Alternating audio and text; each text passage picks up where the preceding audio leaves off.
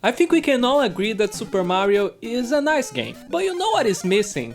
Exactly, skate. Well, it's a good thing then that I had the opportunity to play a sizable demo of OlliOlli World on PC, the new game in the OlliOlli series that will come out on February 8th on a lot of platforms, including Switch. Hey everyone, it's me Luiz Estrela from Nintendo Everything, and for those unfamiliar with the series, you probably get the impression that this is an automatic runner, similar to Super Mario Run, but with skate. And yes, there are some similarities, but there's a lot more depth here. I will try to explain how you play this game, and this can go horribly wrong, but bear with me. First you have to press A to accelerate, it's not automatic. Then the majority of the gameplay happens on the left stick. If you hold the left stick in a specific direction and release it, the character can do a simple trick which will also propel him in the air. It's the equivalent of a jump in this game. But if you hold the stick in a direction and release it doing specific patterns, the character will do advanced tricks, receiving more points. And finally,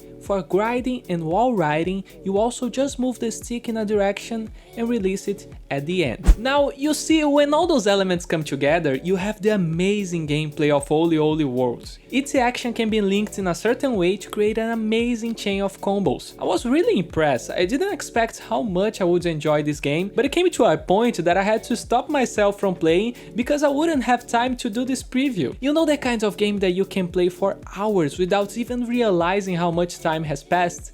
Yeah, it's exactly that.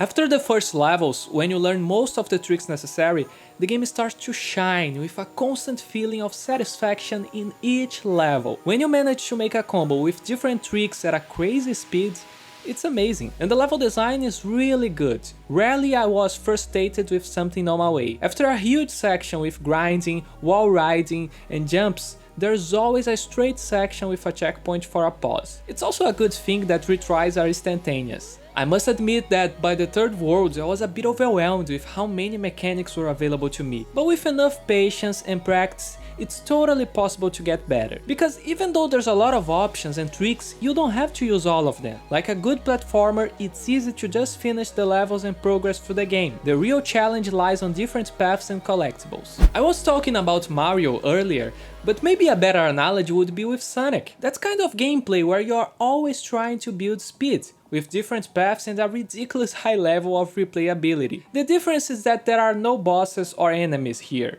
only friends and skate gods. Yeah, the world in the title is not just a cool name, there's a big focus on world building. At first I was a little confused as to why an arcade experience like this would need dialogue and characters, but to be honest, it was nice. Every world has its characteristics and the aesthetic is really pleasing. A huge step above the first two games. I wasn't madly invested in the world and the characters, but I prefer that approach than a soulless game. It's not like an RPG or something like that, even though the game has some side quests. It's more like an extra. You have all these worlds and different characters with motivations and personalities, but it never gets too much in the way of the actual game, and if your desire is just to play the levels, it's very easy to skip all of that. I should also add that there's more content here than just the levels. Modes with online multiplayer, rankings and all of that are available if you want to play the game endlessly. It's a simple but very enjoyable experience, and I think it will be a nice addition to the Switch library. I really recommend giving it a chance because I don't think the trailer does a lot of justice to it. I'm saying that because I wasn't very interested in it before playing. Well, that's my preview about the game. Let's wait February 8th to see how good it actually is on the Switch.